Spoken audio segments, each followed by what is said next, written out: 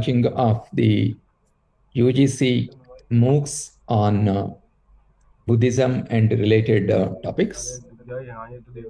I also extend my welcome to the experts who have prepared these MOOCs courses. Friends, we will be offering 4 Buddhist MOOCs courses on our platform from this academic session. 3 courses among these 4 are a rerun of the last semester's courses. One is history of Indian Buddhism, and we have Abhidhamma, Pali, Buddhist philosophy. These 3 courses are 4 credit courses.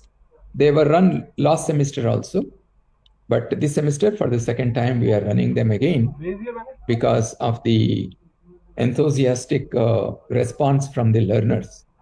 In these 3 courses, we had more than 1,300 students in each of these courses.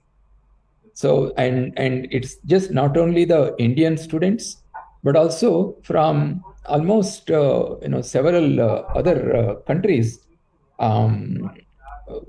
More than 20-25 students in each of these courses they registered from countries such as Argentina, Bangladesh, Brazil, Bhutan, Italy, South Korea, Sri Lanka, Myanmar, Nepal, Taiwan, Vietnam, even from countries like Netherlands, Canada, Germany, Ireland.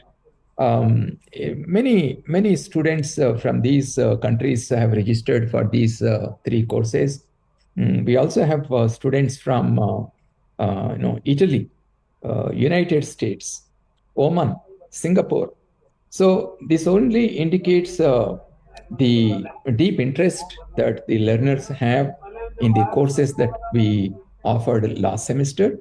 And looking at the response of the students, we are now offering a new course, a 4th course, in addition to these 3. And this course is also a 4 credit course, and this is on Buddhist tourism. And all these 4 courses are now open for registration, and this will be offered during this academic session. Friends, let me tell you that there are nearly 290 universities which have adopted the SWAYAM courses for credit transfer. And during 2021 and 22, nearly 2 lakh students have benefited from the credit transfer of the SWAYAM courses, both at the UG level and also the PG level. The registration to enroll in these 4 courses has already been opened for the students, lifelong learners, working professionals. It was opened on 3rd July on the occasion of the Guru Purnima, and the last date for registration is 31st August 2023. We still have time for registering in these courses, and I request all the heads of institutions from across the country to please encourage your students to register for these courses. What I will do now is we have Dr. Wangchuk Dorjee Negi. He is the Vice Chancellor of Central Institute of Higher Tibetan Studies, Sarnath, Varanasi. And this is also the host university for the MOOCs courses that we are offering. And along with him on this platform today, we also have Professor KTS Saro and Professor Bimalendra Kumar from BHU, Professor Pradeep Prabhakar Gokhale and Dr. Shrikant Ganvir from Deccan College Postgraduate and Research Institute, which is a deemed to be university from Pune.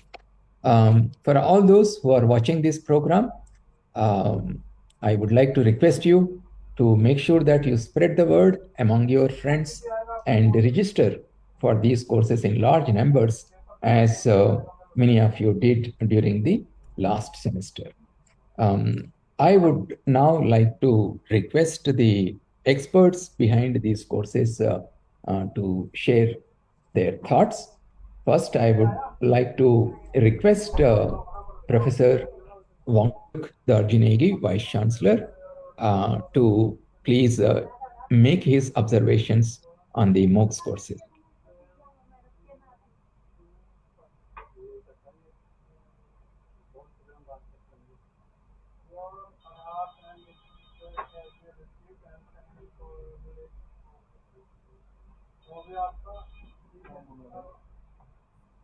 Sir, kindly unmute. Negi sir, kindly unmute.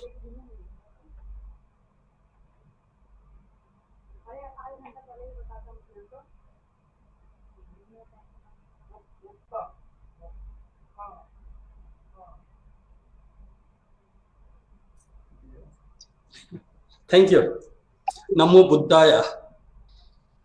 Good afternoon to all. First of all, my greeting to Professor Kumarji, Chairman of the UGC and all the courses coordinator of UGC MOOCs on Buddhist Studies and Tourism. As the coordinator of these courses, it is a matter of great pleasure that a new MOOCs on Buddhist tourism is being launched today, along with the 3 MOOCs on Buddhist studies being written again this semester.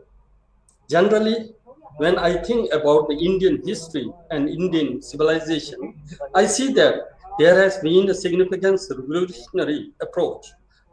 Historically, in the ancient India, in terms of education, ever since the Buddha's lifetime in the 6th century onward. For instance, after the passing away of the Buddha, 500 arhatas gathered in the place for about 5 months, reciting the teaching heard from Buddha. This was the 6th century BC, and it is inconceivable that such a huge conference of this number of participants was held at that time. This is the first Buddhist council held after the Buddha's parinirvana.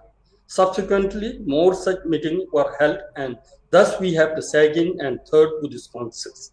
This is such an extraordinary and democratic approach in terms of compelling the Buddha's teaching.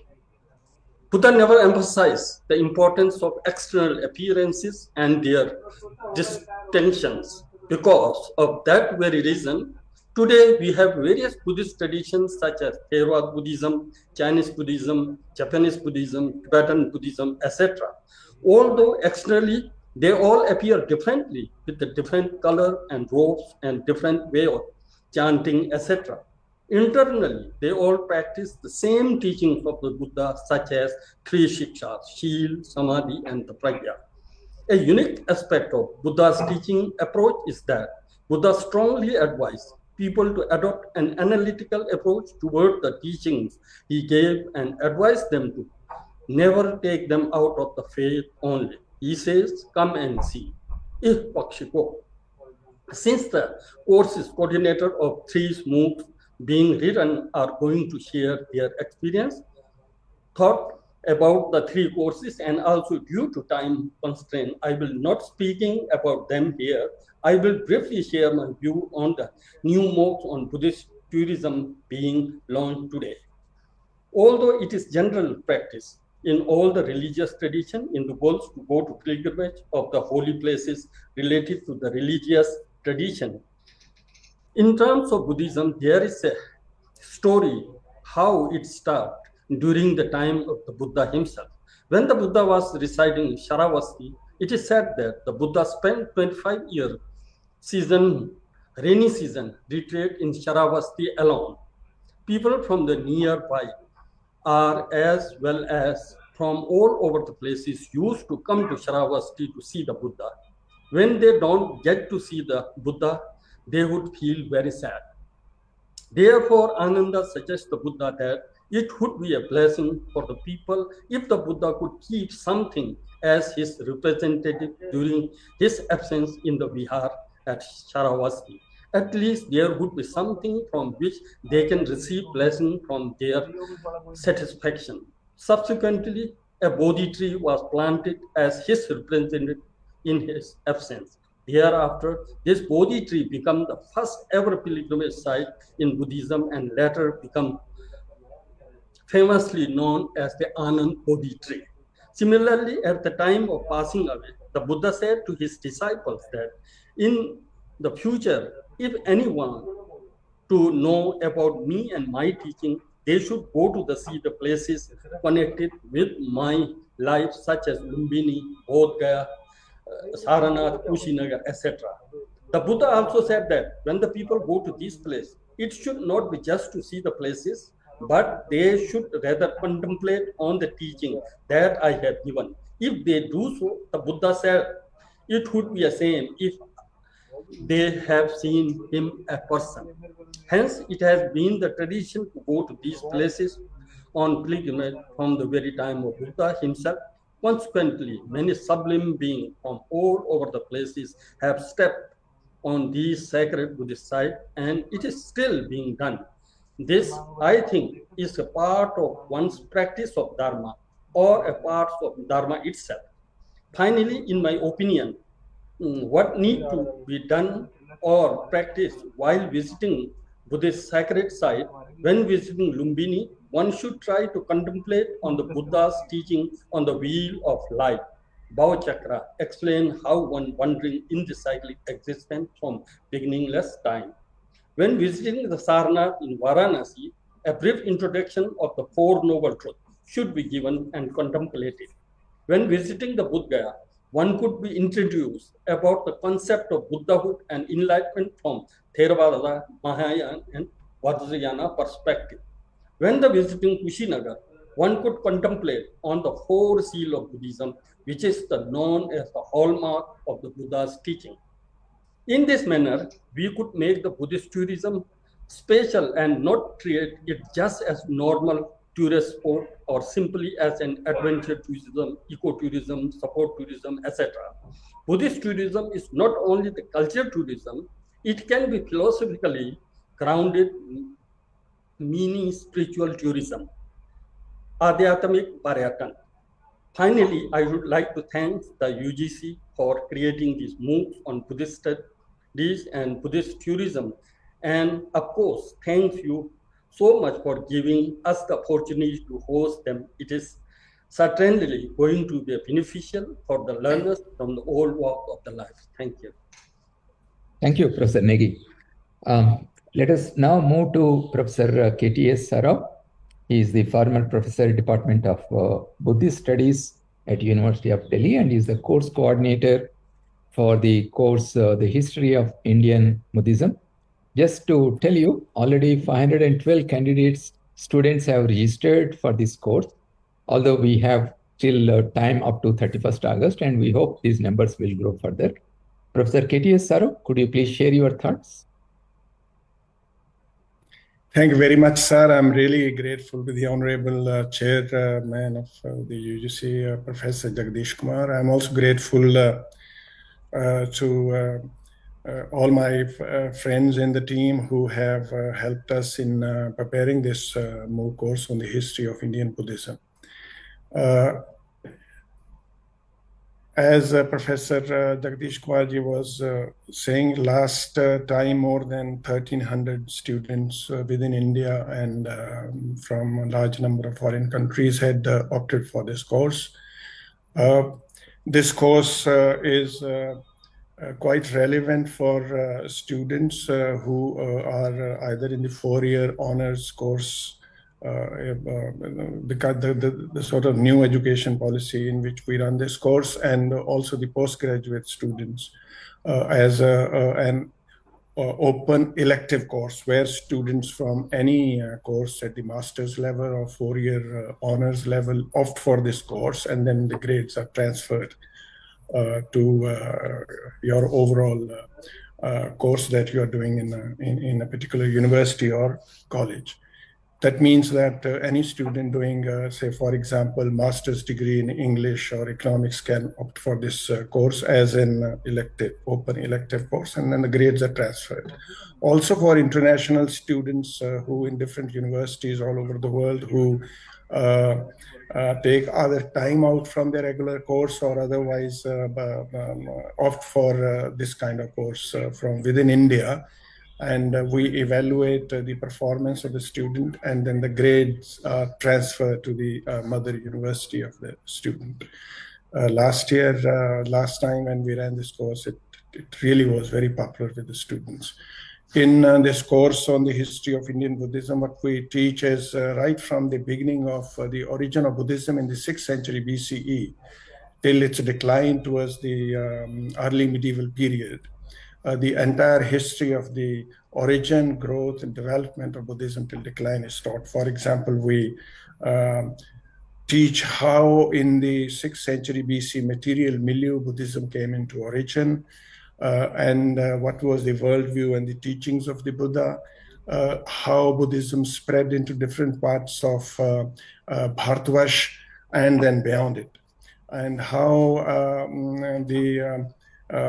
what kind of perspective the early Buddhism had on, say, economy, society, caste system, women, so on and so forth, and how various kinds of issues that arose within the Buddhist order, how these issues were sorted out by calling different conventions, meetings, what we call Sangiti.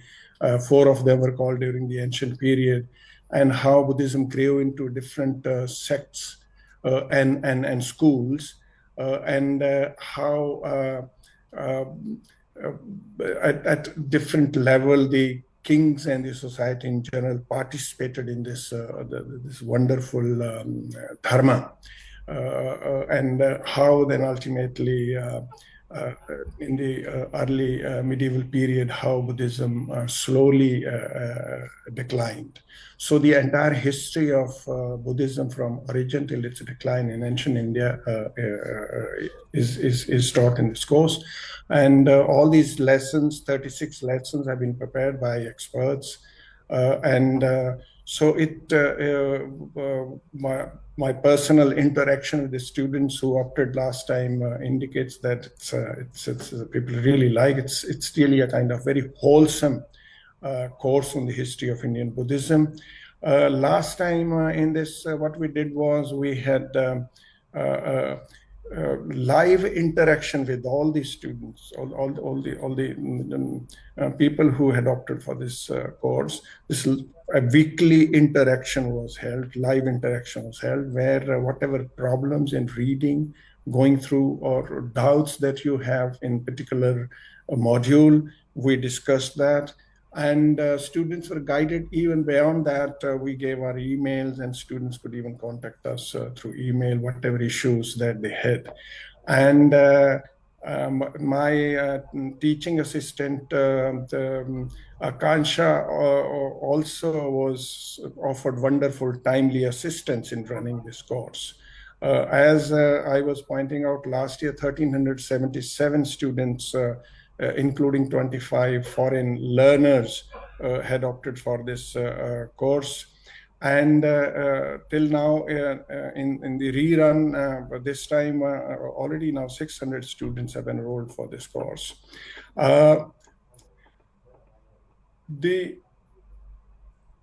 The beauty about this course is that apart from the regular students in different universities who would like to opt for this course as an open elective course, this course is also very relevant for example, those people who would like to have general knowledge about Buddhist history. Also, this course is very, very relevant for those students who are preparing for different kinds of competitive examinations, especially the civil services examination. Almost everything pertaining to the history of Indian Buddhism has been discussed and given in these 36 modules that we have. So all those ladies and gentlemen who would like to opt for this course are most welcome. Thank you so much. Thank you, sir. Let me now invite Professor Pradeep Prabhakar Gokhale. He is the course coordinator for the course Buddhist Philosophy, and already 545 candidates have registered for this course. Professor Gokhale, please share your thoughts on this course. Thank you, Professor Jagdish Kumar. Venerable Wangchuk Dorjee Negi, all other course coordinators, and all those who are attending this session. Thank you for attending this session. I am particularly, I will be talking about the course on Buddhist philosophy, with which I am related as a course coordinator.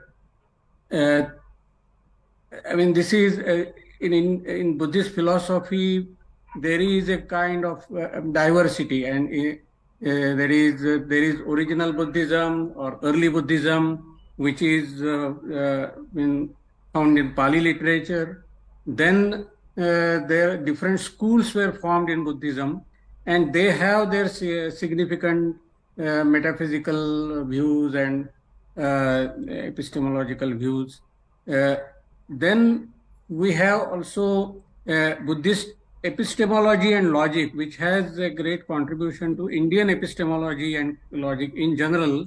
So that is an important part of Buddhist philosophy, and particularly the figures like Dingnag and Dharmakirti have contributed to logic and epistemology. So these are some of the important aspects of this course. It starts with early Buddhism, Pali Buddhism, then there will be many modules on different schools of Buddhism, and there students will be acquainted with, say, Vasubandhu and Dingnag, Nagarjuna, and Chandrakirti. So many stalwarts in Buddhist philosophy who have contributed to the development of Buddhist philosophy. There are separate modules on those Buddhist thinkers and philosophers. Then there is a complete credit on Buddhist epistemology and logic, where mainly Dingnag and Dharmakirti have contributed a lot. So the theory of pramanas and how it is, it can be compared with the famous Nyaya theory of pramanas. So in this way, there is a discussion of epistemology and logic. And a peculiarity, you can say, of this particular course is it does not deal with only the Buddhist philosophy as a matter of history, but also the contemporary development of Buddhist philosophy. There is many thinkers in different parts of the world have tried to face the challenge of modern, that is, they have given their thought to Buddhism, and they have tried to show how Buddhism is very much relevant, how Buddhism is very much contemporary religion. So in that, for example, from Thailand, Buddhadasa Bhikkhu, then from Sri Lanka, Anagarika Dharmapal, then H.H. the Dalai Lama, Bhikkhu Sangharakshita, Thich Nhat Hanh from Vietnam, and then Dr. B.R. Ambedkar and Satyanarayan Goenka. So different thinkers, they have contributed to Buddhism even in 20th century. So there will be separate modules on their contributions and how Buddhism can deal with different issues in modern times. So in this way, we have in all 40 modules in this course, and they are divided into 4 credits. So as it has been stated, in our course also, there will be weekly interactive sessions, and in the last run of the course, we had useful interactive sessions where students participated and they raised their questions and doubts. So I appeal to you that those who have already registered for this course, try to do it seriously with full attention and attend the interactive sessions on Sundays and ask your questions. You can even ask your questions through email. And this course being very diverse, so many different experts have contributed to this particular course. And so we have been inviting the relevant experts also to interactive sessions so that they can directly answer the questions raised by the students. Or suppose you raise your questions by email, then we can even transfer those questions to the relevant experts and solve your doubts. So even if sometimes you may find this course difficult or tough, because particularly this epistemology, logic, there are some of the sections are technical. Say philosophy itself is a kind of abstract subject, and therefore there are many technical terms you will come across. So don't get frightened or say nervous because of such difficult parts of it. You can freely ask your questions and get clarification from us and also from the other experts. Mr. Ashish Sangre, he is the teaching assistant for this particular course. So you can address your questions and even technical questions if you have any. You can address them to him and do attend the. Now this is being launched, so every week 2 or 3 modules will be uploaded, and there will be videos and also the written content. So go through them and also actively participate in this particular course. So thank you very much. I welcome you all. Thank you, Professor Gokhale. The next course is Abhidhamma in Pali. This is also a popular course. Already 415 candidates have enrolled in this course for this academic session. I request Professor Bimlendra Kumar to share his thoughts. Honorable Chairman, Professor Jagdish Kumar, Honorable Chief Coordinator of our course, MOOC course on Buddhist studies, all course coordinators and teaching assistants, and all Honorable Vice Chancellors and the professors who have joined this session. It is really a pleasure for me to interact or share some of the views. Last time we had more than 1,000 students in our course, and we were holding our weekly interactions, live interactions, in which more than 20-25 students were putting their questions. The most wonderful of this course was that students from Japan, Sri Lanka, Thailand, Myanmar, they had especially joined for this Abhidhamma. Abhidhamma is the excellent and profound teachings of the Buddha. And this course has been designed for the first time in India, as well as in all the Southeast Asian countries. This is excellent, profound teachings of the Buddha, which has not been taken by international scholars also. So international scholars are also attracting towards this course. And they are joining our course also. And through the live interactions, they were putting their questions and we were solving their problems also. This course is designed that those who are interested, that what are the ultimate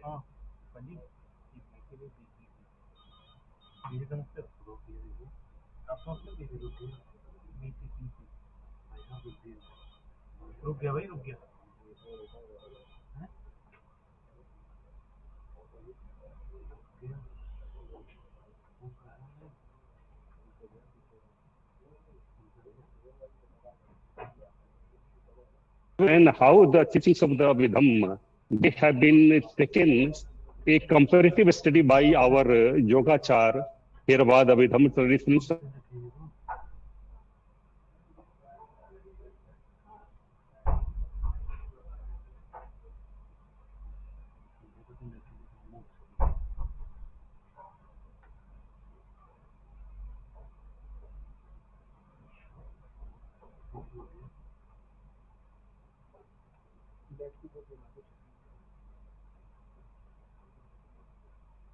Bimlendra sir, could you please put off your video and then speak?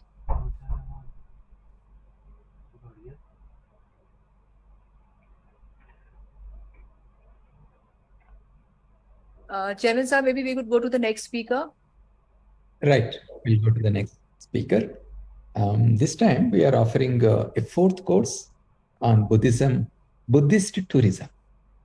And it looks like it's a very interesting course. Already we have 1,504 candidates enrolling for this course, while the registration deadline is still there. A lot more may register for this course. And the course coordinator for this is Dr. Shrikant Ganvir. May I request him to share his thoughts on this course?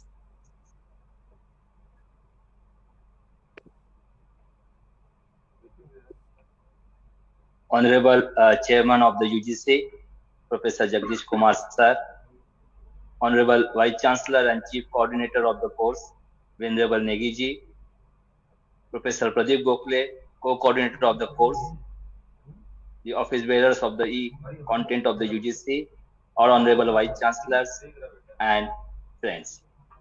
It is indeed great opportunity offered by the UGC, for which I would like to express my sincere thanks to the Honorable Chairman of the UGC as well as the expert committee. So the the course Buddhist tourism is a really fascinating, as it is of its first kind, which covers not only the famous or the World Heritage UNESCO sites, but also the sites which are hardly visited by any tourist or visitor. The course is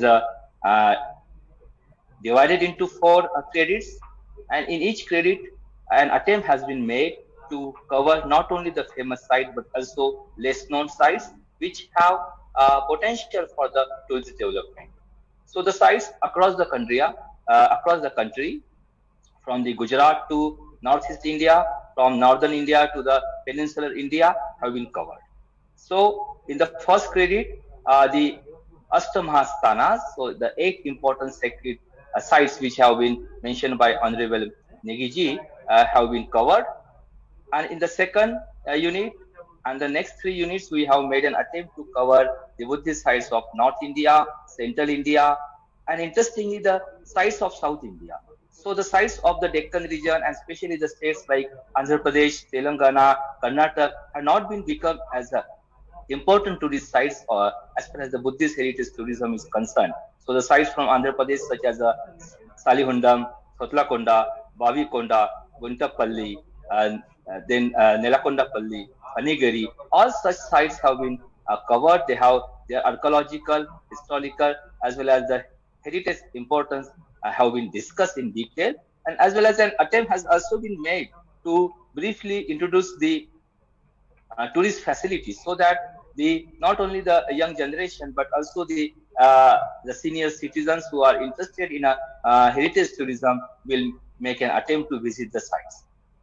What is fascinating to see that besides the undergraduate and the postgraduate students, the senior citizens have also contact either teaching assistants or me for showing their interest. So it shows that this course, although mainly the meant for the UG and the PG student, but it does not have a kind of any boundary for the age, and senior citizens, not only in India but outside of India, have also registered for the course. Until the date, 1,710 participants have enrolled, and I hope that in the future many more are going to join. So besides the online discussion, we have also included some kind of the activities, because we know the being an online course, so the participants can visit the heritage sites in their state or in the vicinity of their town. So that activity has also been included, so that they will also enjoy basically the heritage, cultural heritage, and its historical and archaeological significance, and the values which are basically the inculcated through these monuments. And which basically for me the course is not only basically providing the opportunities in the field of the tourism, but also by visiting such monuments, the important values which Buddhism and the Buddhist heritage have preserved. Such values will be also the spread, and probably I think the message of the peace and the non-violence which Buddha taught, to almost 2,500 years before will be also the spread through the visiting these monuments. I again extend my sincere thanks to the Honorable Chairman of the UGC and the entire e-content team and the two teaching assistants, Akansha Singh, PhD research scholar from BHU, and Oshin Bum, a PhD research scholar from Deccan College, postgraduate and research institute, who have been helping me and contacting each and every person, especially the senior citizens, when they found any technical issues, for example, the ABCID and other. So all this teaching system as well as the technical team of the UGC are helping. So I express my thanks to them. Thank you, all of you. Thank you, sir. Thank you. Thank you very much, Dr. Dhanvir. All of you have heard what the course coordinators have said. There is growing interest in taking these MOOCs courses offered by UGC on the SWAYAM platform. UGC will continue to popularize these courses on our social media platforms, and we will also write to all the universities encouraging the heads of the institutions to inform about these courses to the students in their institutions. On behalf of UGC, I would like to thank all the coordinators who are putting their efforts in conducting these MOOCs courses. So with those comments, I would like to also thank all the participants who are here on this Zoom platform and also those who are watching on our social media platforms. See you again. Namaste.